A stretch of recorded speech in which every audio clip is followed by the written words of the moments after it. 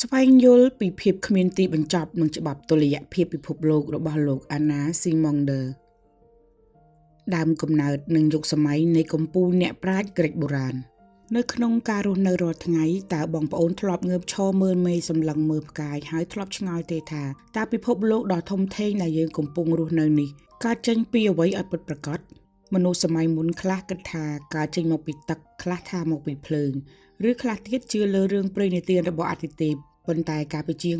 2600ឆ្នាំមុនមានអ្នកប្រាជ្ញក្រិកបុរាណដ៏អស្ចារ្យម្នាក់គាត់មិនបានគិតបែបនោះឡើយគាត់មានឈ្មោះថាលោក Anna Simonder គាត់ចាប់កំណើតនៅឆ្នាំ610មុនគ្រិស្តសករាជនៅក្នុងទីក្រុង Miletos ដែលជាទឹកដីនៃក្រិកបុរាណលោក Anna Simonder មិនត្រឹមតែជាទស្សនវិទូដ៏មានឥទ្ធិពលប៉ុណ្ណោះទេប៉ុន្តែគាត់ក៏ជាមនុស្សដំបូងគេដែលបានគូសគំនូសព្រាងផែនទីពិភពលោកនិងបានបង្កើតនាឡិកាវាស់ព្រះអាទិត្យមុនគេបង្អស់ផងដែរគាត់ជាមនុស្សដែលចូលចិត្តសង្កេតមើលមេឃផ្កាយនិងធម្មជាតិជុំវិញខ្លួនដោយប្រើប្រាស់ការគិតបែបហេតុផលជាធំដែលធ្វើឲ្យការយល់ឃើញរបស់គាត់ក្លាយជាពន្លឺដាស់តឿនខួរក្បាលរបស់មនុស្សលោកឲ្យឈប់ជឿលើរឿងព្រេងនិទានហើយងាកមកស្វែងរកការពិតពីធម្មជាតិវិញ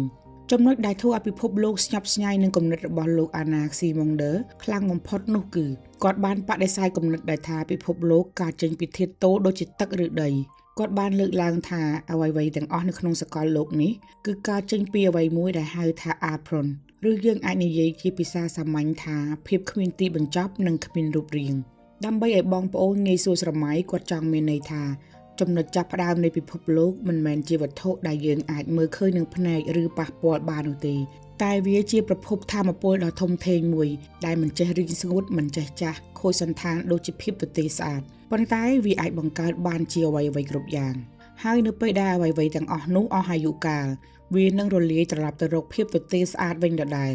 គំនិតនេះគឺស្រដៀងគ្នាខ្លាំងណាស់ទៅនឹងទ្រឹស្ដីធម៌ឬច្បាប់ធម្មជាតិនៃបុព្វប្រទេសរបស់យើងលោក Anna Simonder បានពន្យល់ថានៅក្នុងโลกនេះមានច្បាប់តុល្យភាពមួយចាំគ្រប់គ្រងជានិច្ចធាតុទាំងឡាយនៅក្នុងធម្មជាតិដូចជាកម្ដៅនិងភាពត្រជាក់ទឹកនិងភ្លើងតែងតែប្រជែងគ្នាប៉ុន្តែគ្មានធាតុណាមួយអាចឈ្នះដាច់ខាតបានឡើយបើកាលណាមានធាតុមួយលោភលន់ចង់ពង្រីកខ្លួនធំពេកវានឹងត្រូវរងពិន័យទៅតាមច្បាប់ធម្មជាតិដើម្បីទាញឲ្យមានលំនឹងឡើងវិញដូចជាបន្ទាប់ពីខែក្តៅហួតហែងត្រូវតែមានភ្លៀងខែត្រជាក់មកជំនួសវិញ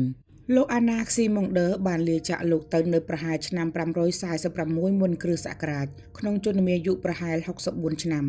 ទោះបីជាពេលវេលាកន្លងផុតទៅរាប់ពាន់ឆ្នាំហើយគាត់បានលាចាកលោកទៅមែនប៉ុន្តែផ្នែកគំនិតរាវរកការពិតរបស់គាត់នៅតែជាមូលដ្ឋានគ្រឹះដ៏រឹងមាំសម្រាប់មនុស្សជាតិមុនពេលលាចាកលោកគាត់បានបន្សល់ទុកនូវទស្សនៈដាស់សតិមួយឃ្លាផ្ញើជូនមនុស្សគ្រប់ជំនាន់ថា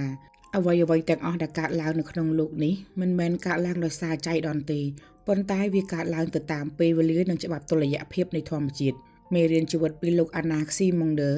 បង្រៀនយើងឲ្យយល់ពីតម្លៃនៃសេចក្តីដឹងខ្លួននិងការរស់នៅដោយមានតុល្យភាពនៅក្នុងជីវិតរស់នៅប្រចាំថ្ងៃបើយើងប្រើប្រាស់ជីវិតដោយភាពលោភលន់ខ្លាំងពេកប្រឹងប្រែងរត់ដេញតាមសម្ភារៈខាងក្រៅកាយរហូតដល់ភ្លេចថែរក្សាសុខភាពផ្លូវកាយនិងផ្លូវចិត្តនោះជីវិតយើងច្បាស់ជាបាត់លំនឹងហើយជួបតែក្តីទុក្ខមិនខានដោយអ្វីដែលច្បាប់ធម្មជាតិបានបង្ហាញអញ្ចឹងការស្វែងរកក្តីសុខដែលពិតប្រាកដគឺការរស់នៅដោយស្គាល់ប្រមាណមិនជ្រុលនិយមទៅខាងណាហើយហ៊ានទទួលស្គាល់ថាអ្វីៗគ្រប់យ៉ាងមានកើតមានរលត់ទៅតាមពេលវេលារបស់វា